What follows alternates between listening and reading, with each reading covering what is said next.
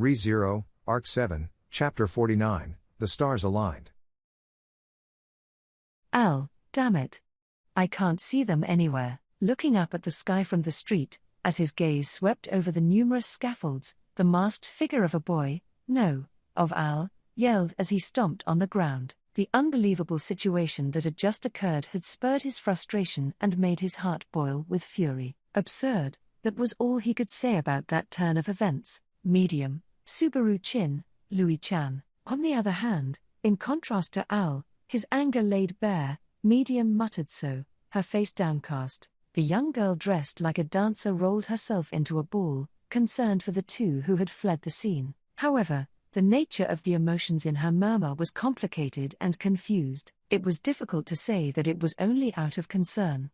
It was undoubtedly related to the words Subaru had spoken before his disappearance. Medium, Louis-chan's. Abel, Asin Archbishop, he said. Medium, HK. Upon finding the continuation of the words that had unintentionally leaked from her own lips, Medium's eyes widened. Disregarding Medium, Abel gazed upwards toward the sky, just like Al. He had put his mask back on and was no longer showing his face, so it was impossible for others to tell what he was thinking. However, it was clear from his fingers tapping his crossed arms that this situation was not a welcome one for him. Medium, Abel Chin, goes to Abel. Our priority is to get this situation under control. Our course of action remains the same. Unfortunately, the number of methods we possess has once more abated by one. To Medium's feeble question, Abel returned an answer in a cold tone. He did not mention Subaru and Louis explicitly. But it was apparent that Abel did not intend to rejoin them immediately. Hearing this, Medium felt both anxiety and relief deep in her heart. There was a feeling of worry regarding those two, as well as a feeling of relief for not having to also confront them. She also felt horrified that she had been told something that should not even be said in jest, in a situation where it could not be laughed off as a joke. Al, you want to leave him alone? Bro, who now even has the mind of a child. Abel, so what shall we do? The situation we are in will not be any different. I shall warn you, if you and Medium are no longer useful, I shall need to leave you behind. Al, Abel, do not presume you solely hold the right to choose who we ally with or not, clown. Unable to speak, Al wanted to join up with the stranded Subaru and Louis, but this was coldly rejected by Abel. However, Al's focus was only Subaru, Louis's existence was secondary. Al's attitude regarding Louis, whose identity as a bomb had been revealed, was clear. Al, I can't leave bro and that brat together. As he muttered to himself, cupping his mouth, Al's hostility towards Louis was apparent. Medium wished to complain about Al's attitude, but she herself could not come to a decision on her attitude toward Louis, and an uncharacteristic deliberation formed in that silence. Abel, glancing sideways towards the two, once again looked up overhead, their figures no longer visible. Subaru and Louis had jumped somewhere into the demon city, as nary a trace remained of them in this jumble of a sight his gaze lay on. Abel, fool, the single word that escaped his mouth, was a mutter to nobody in particular, and so, while in this unprecedented situation, Subaru had gone on his own, separate from his friends. It had been a spur-of-the-moment act. He really couldn't say it was a decision he had arrived at after properly thinking about the future. Even so, there'd definitely be some regrets about that situation if he did make a decision in a hurry. All he could say with certainty was that he'd taken that action to avoid having regrets, and now, Subaru was already regretting the decision he had made, because, Louis, oh, wow, Subaru, stop it, Louis. That's enough. Using a chokehold on Louis's small body from behind, Subaru pulled her writhing body away. The one he pulled her away from was a now unconscious man who had pursued them before being straddled by Louis. After parting with Abel and the others, they had managed to jump across the scaffolding in the city, and while looking for Olbart to restore the infantilized Subaru, the enemy caught up with them. Apparently, the pursuers were aware of the appearance of the infantilized Subaru and of a target who had not visited the castle tower, Louis. It seemed Abel's guess was correct. In other words, Olbart and Tanza were accomplices, and the information they held was also passed to their pursuers, those of the horned races. As a result, Subaru, who was traveling alone with Louis, had been chased and almost caught. Louis's fighting skills, which she had shown on the street, exploded, and their pursuers were quickly neutralized. That in itself was a blessing. Even before his limbs had shrunk, Subaru's fighting ability was a disappointment. He would be no match even against those of the city who didn't know how to fight, because Yorna had given them a portion of her power through the soul marriage technique. However, the problem was that Louis would not stop attacking, even after she had neutralized their pursuers. Subaru, don't awe me. If you do that, they'll die. These people are just scared, that's all. That wouldn't be good at all. Her legs flailing, Louis calmed down after hearing Subaru's warning. He didn't know whether she understood what he had just said, but at any rate, she seemed to understand that Subaru was angry. Seeing this, Subaru tended to the fallen opponent. As he had no first aid kit, all he could do was to lay his head up high and wipe the bleeding wound. Subaru, these people as well. Subaru, they're desperate. They don't want their place in the world to be destroyed. The young men, a sheepman and a deerman, who had been beaten up by Louis, were still in their late teens or early 20s, not much different from the original Subaru. The people around the inn, and the sheep boy who had thrown Subaru in the street, were all of varying ages. There was nothing that made them seem like friends, but there was a definite connection. That being, the horns that grew on their heads. Depending on the person, they could be different for having one or two horns, but a horn was a horn. The influence it had had on their lives was not something Subaru, who knew of Emilia's case, could scoff at. Subaru, I'm glad Rem isn't here, I guess. As a member of the Oni tribe, Rem had the characteristic horn that grew on her forehead. Unlike those beastmen, the horns would not be grown out all the time, but as someone from a horned race, it was possible she was not entirely unrelated to the situations they'd experienced in life. Not like he'd ever heard something of the sort from Ram or Rem, though. Subaru, I don't think Ram'd give a crap of what anyone said about her, because Ram was the type to go her own way. No matter what the outside world had to say about her horn, it was certain that she would blow their words off with a snickering ha. With her strength that was not bound by race nor title, it was certain she would. Perhaps, such a girl could keep a level head upon finding out about Louis. Subaru, I'm an idiot. Louis, wow. Striking his forehead with his fist, Subaru withdrew his shameful and selfish thoughts. Seeing Subaru's gesture, Louis, who was crouching next to him, tilted her head. Ram was not present. Emilia, and Beatrice as well. Everyone was not present. Even Rem, who was closest to him, was still in Garrel. Far away from here, there was no time to comfort himself by relying on someone not present. Subaru, anyway, it's bad if we stick around standing out. We need to hide quickly. Honestly, considering his original plan, running and hiding would be a waste of time. Normally, he'd have to chase after the person running away and hiding. And yet, Subaru had become the one being chased. Subaru, maybe Abel won't look for us. I guess. He's probably angry, and might believe that finding Olbart-san's more important, I guess. Louis, oh, Subaru, should we join up with Tarata-san? Tarata-san's being chased by a lot of people in a strange city. No, that's no good. Placing his hand to his head, Subaru put on hold the idea of joining up with the clueless Tarata. He didn't feel like he could successfully explain to Tarata why he was not with Abel and the others.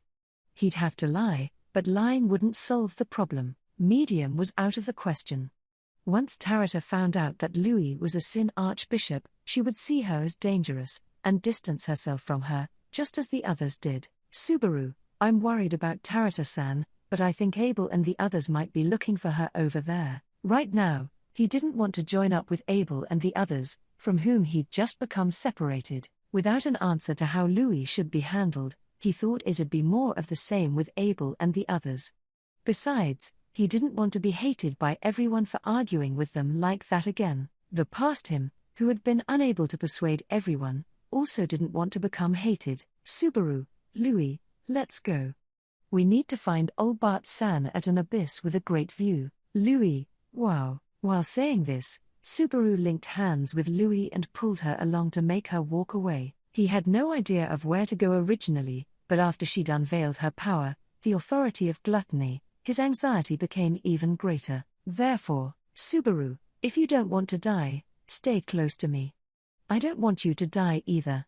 Now, Louis, whether she understood or not, Louis nodded her head in acceptance. With that, Subaru let out a deep breath at the girl's smiling face. Two children, wandering around in a strange city, aimlessly trying to solve a riddle. Subaru, this makes me feel like I'm truly a missing child. That weak mutter was all he could muster. After that, Subaru and Louis' chase sequence, as well as their escape, was complicated, probably because Subaru did not have a good grasp of the city's layout, and because communicating with his companion was difficult, and genuinely because of Subaru's bad luck. At any rate, he was being chased around inside the demon city.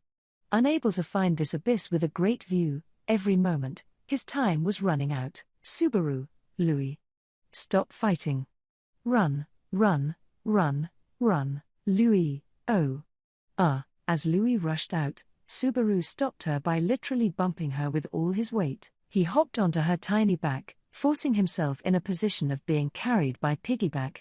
Louis propped up Subaru's body to keep him from being shaken off as she then leapt high to escape from the ones chasing them. Don't let them get away, and the ones to shout that while chasing after them were the horned beastmen patrolling the demon city. Apparently, their pursuers were really only those with horns. Regarding the inhabitants of Chaos Flame, Subaru had seen many demi-humans without horns. It seemed that they had not been given the order to capture Subaru and Louis. Subaru, seems like that Tanza girl doing this of her own free will. Tanza was a young deer girl, although she held something like the position of a secretary to Yorna. Subaru supposed there was a limit to how far she could make those under her command move. As a result, there'd be no way to escape if all the inhabitants of Chaos Flame were to become it. It seemed that the girl was also fighting on the edge of how much she could abuse her power. Even then, they were being cornered plenty on that edge. From Subaru's point of view, she could have even held back a bit. Subaru, they're coming after us. Louis, don't attack. We gotta get out of here. Louis, you? Subaru, why not? The reason is, everything. Anyhow, this isn't working. With Subaru on her back, stepping on window frames of buildings and protruding scaffolds, Louis did not seem happy with this escape decided upon by a single person, as she went bounce all over the city. She looked as if she wanted to say that they'd win if she fought. Subaru protested this by tugging on her cheek. Indeed, if Louis did fight, she might be able to defeat their pursuers. However, if Louis were to fight, those following them might get killed. Hypothetically, even if she knocked them unconscious, there was no telling if Louis would stop her assault there. Actually, just a short while ago, if Subaru hadn't stopped her, Louis would have thrown their pursuers off the high scaffolding, dropping them to the ground below. Louis had not seemed to have lost her almost infant-like innocence, but, even with that innocence, the power of gluttony had returned to Louis. Subaru dreaded that, as it seemed to be no different from the rampage of the original Louis Arneb. If this Louis ever went back to being Louis Arneb, Subaru, that'd mean that Abel and the others' opinion is right. In that case, there was no need to run away from the street and no need to strain his relationship with Abel and the others. The existence of the girl known as Louis was something Subaru was required to worry about, strangely, which was why it was no good. Subaru, I won't let you kill anyone else, anymore. As long as Natsuki Subaru's eyes were black, he would not let that happen. Louis, oh. Louis gazed forward quietly as Subaru tightened his hold upon her back. It seemed she had retracted her previous complaining attitude for the time being, reconsidering doing what Subaru had suggested.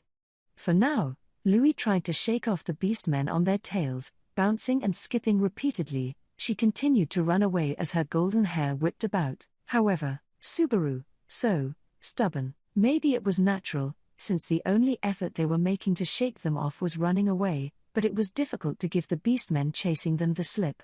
In addition to knowing the lay of the land, because of the flame in one of their eyes, because of Yorna's soul marriage technique, the gap between them was shrinking, rather than growing. Subaru, if it goes on like this, they would get caught, As such, Subaru bit down on teeth that were neither baby nor permanent. It was at that moment, you two, this way, Subaru, huh, Louis, oh? Louis kicked off the wall with force, as she tried to trick the eye of their pursuers with sharp movements. Before they could see if what they intended had been fulfilled, a voice reached the two as they landed on the street. Taking a look at it, a young man with a thin face was beckoning Subaru and Louis to come over. There were no horns to be found on the young man's head at a quick glance, but that didn't put Subaru at ease right away. Subaru, why young man, you're being chased, aren't you? From the looks of it, those people seem to be pretty serious. This is some friendly advice, so it'd be nice if you could be good and hear what I have to say. In response to Subaru's wary look, the young man beckoned to him with a friendly smile. Just like that, he used his hand to point out a cart on the road to Subaru and Louis, the two out of breath. Specifically, he was indicating a gap between several barrels in the back of said cart. Young man, since you two have small bodies, you'll fit in there for sure. Subaru, but even if we hide there, it doesn't mean, young man, we don't have any more time. The alignment of the stars change every moment. It's up to you, of course, to shun this alignment, or to accept it. Subaru, young man, I think it's in your best interest to come with me. Waving his empty hands in the air, the young man laughed to show that he meant no harm. Subaru hesitated quite a bit on whether he should trust that smile or not. But he was right, he didn't have much time to spend hesitating. Therefore, they must have come this way. A group of bloodthirsty men appeared, searching for any sign of the missing fugitives. As they went along, they spotted a young man standing near a cart, leaning his back against a wall. Hey, you there? Did two kids come by here, young man? Huh? You wouldn't be talking to me, would you? I'm sorry, but I was just taking a break for a second here. Like I said, I was wondering if you've seen them during your break. Oh, forget it. The oxman, who had approached the cart with noisy footsteps, gave up because of the young man's dismissive words. But that didn't mean that the oxman had overlooked the cart near the youth. He stopped questioning the young man, instead refocusing his attention on the cart. Oxman, say, what's the cargo? Young man, well, what do you think it is? What kind of merchant do I look like? Oxman, tch. At the elusive young man's words, the oxman clicked his tongue and glared at the cart. Then, grabbing a pile of barrels, he tipped the load effortlessly, his right eye burning. With a loud bang, the setup of unbalanced cargo was thrown about. The stacked barrels swayed from one side to the other. If anyone had been hiding in the back of the cart, they would have been struck by the weight of the barrels. Seeing this, the oxman took his hand off the barrel and, Oxman, sorry for disturbing you. Leaving behind those words, he walked away from the scene with his companions. Behind him, the young man called out with please fix the barrels. However, as the other part didn't reply, the young man gave a shrug of his thin shoulders. Young man, good grief they were arrogant people, weren't they? I dunno what to think of them. Talking to himself, the young man approached the cart on the deserted street. He crouched down to look underneath the cart instead of at the load. There, young man, you were right not to carelessly hide in the back of the cart. If you had hid there, every bone in your body would have been shattered by now. That would have been very painful, wouldn't it? Subaru, don't say such scary things. Louis, the young man made a dreadful remark in a light-hearted tone, with a smile on his face, as Subaru and Louis crawled out from the cart they had hidden under. It was natural to think that, given the cart had been loaded with barrels, they'd be hidden there. Subaru, at first, did as he'd been told and tried to hide in the back of the cart, but as he'd had a bad feeling about it, he had decided not to. Subaru, but, since there was no time to run, I hid under the back of the cart. Young man, I think it was a very good decision. I'm not very good at lying, and I would have told him right away if he had questioned me a bit too roughly. Subaru, no problem, I wouldn't have expected any different because you're not one of us. Having been underneath the cart, clinging onto its wheels, Subaru patted the dirt off his hands and clothes, and then patted Louis's equally dirty body. Apparently, the pursuers had lost sight of Subaru and Louis, so he should be grateful to the young man for his help. Subaru: but, why did you help us? Young man: why did I help? Why, huh? Oh, how about the fact that I couldn't stand to see children being chased? Subaru: how about, you definitely just made it up if you're saying it like that. Young man: have I been found out? Faced by Subaru's doubtful eyes, the young man stroked his head in an annoyed fashion. He smiled bitterly, but from what Subaru could tell, he was not a demi-human. Not only did he have no horns, but he also had no animal-like ears, skin, nor claws. That aside, this human being right now gave off the atmosphere of being from outside of Chaos Flame. Subaru: you're, young man, oh, whoops, I'm Ubilk. I can understand why you might wanna doubt me, but there's not much I can say. Subaru: what do you mean, there's not much you can say? Ubilk: the only reason I helped you too was because I thought it'd be a good idea. Laughing, the young man, Ubilk, ran his fingers through his ashen hair. His gestures and good looks made Subaru think that Ubilk was a man with a proper job. Even his travel clothes, which appeared to be lightly worn, looked like they had been paid for with a fair amount of money. Subaru thought that he was surely a merchant, because he was hauling a cart. Subaru: is that what you'd call a merchant's intuition? Ubilk: a merchant's? Oh, me? Ha ha ha, no. I'm no merchant or anything like that. And this cart isn't mine either. Subaru: huh? But, you told those people. Ubilk: I never said I was a merchant. Of course, I also never said that this cart belonged to me. It's just a cart that happens to be sitting here. It probably belongs to the store right there, doesn't it? After those words, Ubilk pointed to the nearest store and said, I wonder if it's that one? Or maybe it could be that one. He was kidding, but he didn't seem to be entirely joking. In other words, it seemed that he'd really simply bluffed his way out of that pursuit. Louis: wow. Subaru: yeah, I get it. As he kept up with Ubilk's pace, Louis unexpectedly pulled on his sleeve. Subaru, who was starting to wonder whether it was all right to stand still, reflected on his own carefree self who was being rushed by Louis. Their situation hadn't gotten any better, even though they had shaken off their pursuers. Subaru: well, thank you for your help, Ubilk-san. But you should think and act more seriously next time. I'm sure you're going to get into a lot of trouble because of this. Ubilk: what's that? Are you worried about me? Do I look so unfortunate?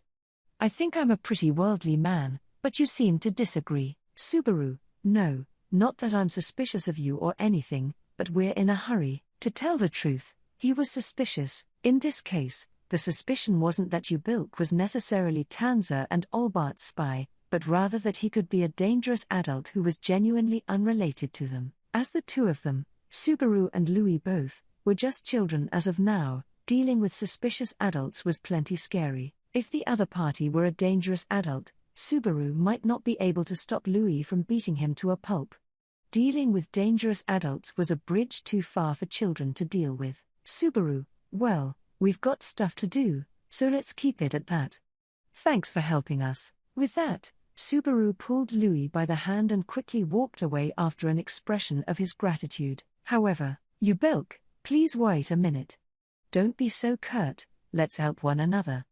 I think the spirit of mutual help's a wonderful thing. As he said this, Ubilk used his long, slender legs to jog around Subaru, cutting him off. Immediately, Subaru's suspicious and dangerous adult index rose, and Ubilk standing with him was put into question.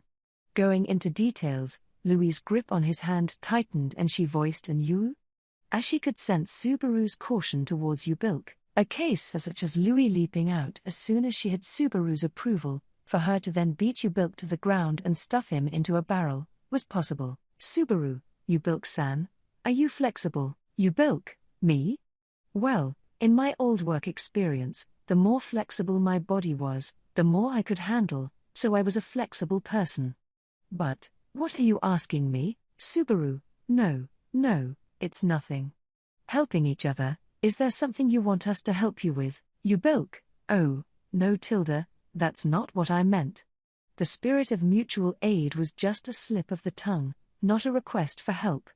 Ah ha ha, Subaru, once again, The suspicious and dangerous adult index had increased. This time, in addition to that, he felt that a novel adult index aside from the dangerous one, the adult he didn't want anything to do with index, had just been newly established. Anyway, this was not someone he wanted to spend much time with. You bilk, ha ha ha. What's this? The mood's colder than I expected. This is the same feeling I get when I'm surrounded by everyone. They hate me. Do you hate me, Subaru? If possible, I'd prefer not to. You bilk, oh Tilda, you're an honest one. Well then, since you seem to be in a hurry, and since you're honest, and I like honest people, let's have a quick serious chat. Subaru, HK. As Yubilk said this, he bent at the waist and brought his face closer to Subaru.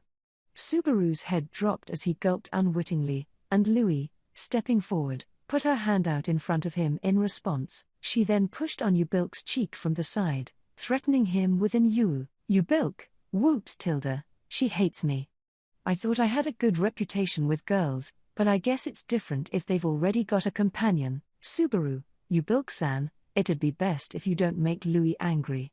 This girl, well, she's more powerful than she looks. Yubilk, I see, Louis-san's her name, isn't it? Yubilk nodded his head, and Subaru gulped at his response. There was no problem with him knowing her name, but he knew that he'd given out information that he shouldn't have. He didn't want to give more information to someone without knowing what kind of adult they were. Subaru, Yubilk-san. You said it'd be a serious chat, yeah? If there's nothing else, we should go. Yubilk, I wasn't planning on walking about the streets today at all. Subaru, what? Yubilk, for some reason though, I found myself wandering around aimlessly, wondering if something was going on, based on a feeling I had. So I came here on a whim, and killed some time next to this cart. And then, placing his fingers on his forehead, he slid them to the gentle corner of his eye, to his clear, white cheeks, then down to his sculpted chin. At the end, Yubilk snapped his fingers. Subaru was visibly stunned, transfixed by his behavior, and Yubilk, whose smile deepened at his reaction, waved his snapping fingers from side to side. Yubilk, you two appeared by nimbly leaping over my head. Subaru, Yubilk, what's this? Perhaps that didn't resonate with you? Tilting his head, Yubilk looked in turn at Subaru and Louis, both of whom didn't react. Louis simply might not have understood what was being said, but not Subaru. After hearing Yubilk's answer, Subaru just could not speak. He wondered if there was some grand, far-reaching reason hidden in there. Subaru, so you were just out for a walk, resting, and then we came along. Yubilk, ha Tilda, you can say it that way too, I guess. Boo it Tilda, I think I can also say it this way. I think all this is just the stars' guidance. Subaru, the stars. Fate, or something like that. Although it sounded very romantic, Subaru's shoulders slumped. It would have been romantic had it been spoken at the beginning of a story in which a man and woman met, but here there was a combination of the shrunken Subaru and the originally small Louis. And Yubilk, the weirdo. This was not romantic at all. Yubilk, are you amazed by me, perchance? Subaru, well, it's all right. Even if Yubilk-san's seriousness isn't that serious, it doesn't bother me so much because he's a person I don't want to see ever again. Yubilk, you said some pretty harsh and hurtful things to me. That kind of sharpness is similar to that of my old friends. Subaru, Yubilk-san, you've got a friend. Yubilk, ah ha ha, that hurt. He couldn't help but let out a rude, honest thought, but Yubilk didn't seem to be offended. For just a moment, he thought that there's some sort of subtle, complicated feeling from Yubilk towards his friend, somewhere in his sentimental, straightforward and unserious attitude. Yubilk, anyway, it's some kind of fate that we met here. Tilda, that's it. I'm actually in the business of giving small consultations. What do you think? Why don't you ask me for advice? Subaru, finally, there it is. No thanks. No, I heard on TV that way of answering's convenient for scammers. I don't want it. Yubilk, I'm not a pushy salesman, and I'm not here to trick you, okay? I just wanna do my assigned role, though Tilda. Subaru, your assigned role? Yubilk, indeed, there must have been a reason as to why I'm here today. It's probably for the chance for you and Louis-san to consult me. Yubilk nodded repeatedly, crossing his thin arms and acting like he was the only one who understood. Unfortunately, Yubilk's conviction did not sit well with Subaru. It was simply that the suspicious and dangerous adult index was gradually increasing in value. He'd rather just leave Yubilk here and run away if possible. He felt that even though Yubilk had given the slip to their pursuers, he was now entangled with a more troublesome opponent. Yubilk, oh, it's no use trying to escape. If you try to run away, Subaru, then what? Yubilk, I'll shout, and tell the people who just came by where you two are. You'd be in trouble, right, Subaru? We'd be in a lot of trouble. If that were to happen, however, he was willing to unleash Louis. Of course, as he didn't want to let Yubilk die, Subaru would do everything in his power to stop Louis's rampage, but he was prepared to use her as his last resort if Yubilk wanted to call out to their pursuers. Besides, Subaru, I'm sorry, but you don't want to know what's going on with us. If you hear about it, you might get involved, and I don't think you can do anything about it. Even if Subaru and Louis did nothing, Tanza and her comrades might hurt Yubilk. If that happened, it'd be Subaru and Louis's fault. His thoughts were that he couldn't involve Yubilk in such a situation. However, Yubilk, oh, don't worry about it, I'll be all right. I said I'd give you a consultation, but I'm a consultant who's just fine without hearing any specifics. Subaru, there's something like that? Yubilk, well, if you think you've been lied to. Here, lend me your hand. Subaru's concern was overshadowed by Yubilk's carefree smile as he gently took Subaru's hand. Since his right hand was connected to Louis's, the hand taken was his opposite left hand. Surprised by the touch of Yubilk's slender, feminine fingers, Subaru hurriedly glanced at Louis. Louis, you. Fortunately, Louis had not a temper short enough as to suddenly attack Yubilk, although she was staring at his movements. But that meant that he'd have to watch over a situation that was much like a balloon that could burst at any moment, all while having to keep filling it with air. Subaru, Yubilk-san, I don't have much time, and neither do you. Yubilk, what's that? You're suddenly making me nervous too. But I'm already done. Subaru, huh? While he was anxious about Louis's line of sight aimed at Yubilk's thin neck, after urging him on, Subaru's arm was released from Yubilk's grasp. Removing his hand, Yubilk gently turned his palm towards Subaru's face and, Yubilk, the answer you're seeking's already within you. Subaru's eyes widened due to those unexpected words. At Subaru's lack of understanding, Yubilk uttered "oh" and tilted his head. Yubilk, maybe that didn't ring a bell? Subaru, it's not that it didn't ring a bell, it's just that I don't really understand what it means. The answer he was looking for was also vague. He felt that it was similar to what fortune tellers used to say on TV back at his original world. It was a common phrase used to scam people by saying something that applied to anyone. Subaru, I don't think there are too many people who aren't looking for answers. Yubilk, I'm not talking about something as big as life itself. I'm sorry to say that I'm not a person able to see the movement of stars that well. Subaru, like a horoscope. Yubilk, maybe it's the problem in front of you. You see, you were both being chased, right? That's also a problem, isn't it? What do you think about that, Subaru? But, I know why those people were after me. Perhaps confident in his own ability as a counselor, Yubilk tried to get closer to the right answer by delving into Subaru's inner thoughts. He wasn't sure about it, it felt a bit like a scammer's trick, but once he took it seriously, there was a slight tug at Subaru's heart. Subaru, that tug seemed to be a very important one. Of course, he didn't know just how much of what he felt in his small Subaru head could be believed. However, even if he didn't believe in the thoughts of a small Subaru, there should be room to believe in the intuition of a small Subaru, regardless of the size of the body. The problem that Subaru was facing right now was, Subaru, an abyss with a great view. Yubilk had pointed out that the answer was already in Subaru. He wasn't trying to probe deeper into the kind of scam it was. But he felt it, that tug he felt. If he could rope it in, he should be able to find the answer he was looking for. Louis, wow, Subaru, I think I might have figured it out. Louis looked into Subaru's face once he replied to her, whose shapely eyebrows distorted into a frown. With the sound of Subaru's voice, which had slightly regained its strength, Louis widened her blue eyes and then smiled happily. Seeing the change in Louis's expression from the side, Subaru exhaled, then looked at Yubilk. Subaru, the consultation might have worked. Yubilk, oh Tilda, I'm glad. I'm relieved, too. If I'm gonna do this, I wanna do my job properly. Then, Subaru, yeah, I'll hurry. Thank you for everything, Yubilk-san. Let's go, Louis. Louis, oh. In response to Yubilk, who closed one eye, Subaru pulled Louis's hand and began sprinting. He started to run as fast as he could, stopping only once. And upon looking back, he saw that Yubilk's eyes were widened, possibly because he hadn't expected Subaru's actions. Subaru waved his hand at him, and, Subaru, Yubilk-san, I won't say anything bad about you, so just go back to your parents.